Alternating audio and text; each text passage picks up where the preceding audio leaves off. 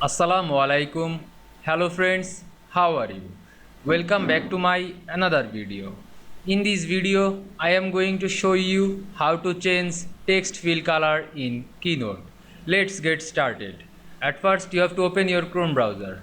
Then open your iCloud software. Then create your presentation.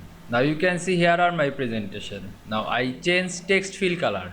At first, I have to select some text.